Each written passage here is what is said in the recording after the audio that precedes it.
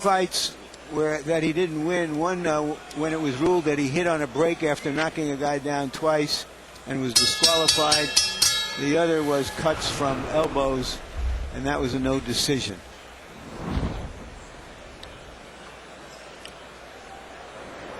Southpaws against each other.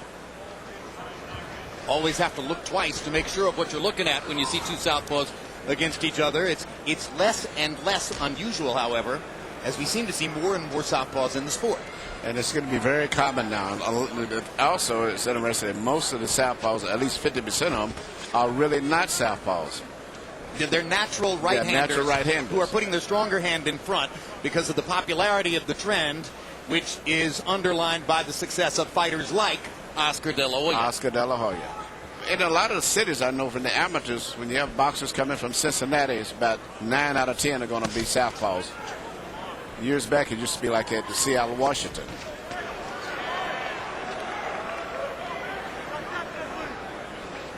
You can see the difference in bulk. Ortiz by far the stronger upper body. This does not mean that Resto isn't strong. Not strong enough to take that straight left hand. I was going to say he looks so weak, not just because of the height and the lack of tone, but just the way his body movement. He looked very weak and vulnerable. A decisive straight left by Ortiz, set up by a jab. Knockdown number 1 in round 1. And we've already had 2 quick knockouts on the undercard. That was a Pacquiao-ish type of punch. Short, straight, left hands.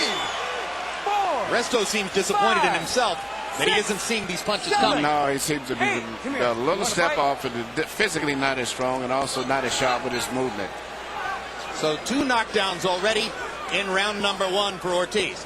No 3 knockdown rule in effect under the unified rules as quoted to you by Harold Letterman. This is over.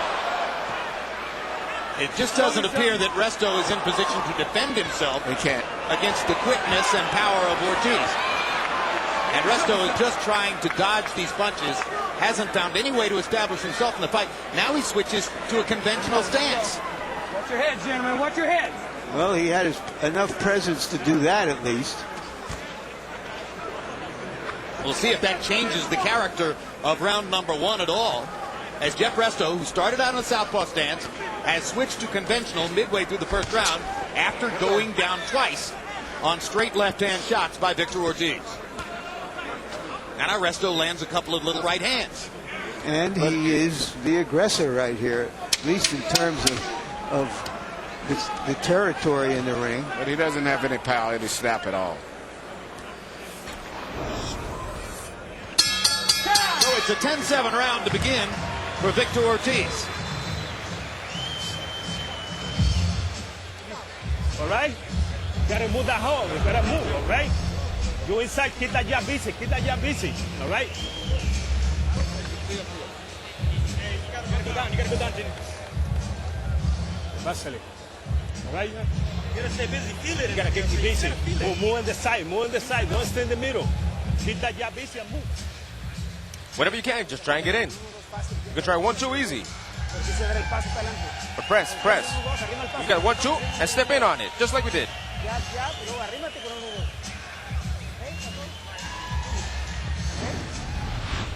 Here we see Ortiz laying a straight, perfect left, right on the chin, and very little head movement at all from Resto.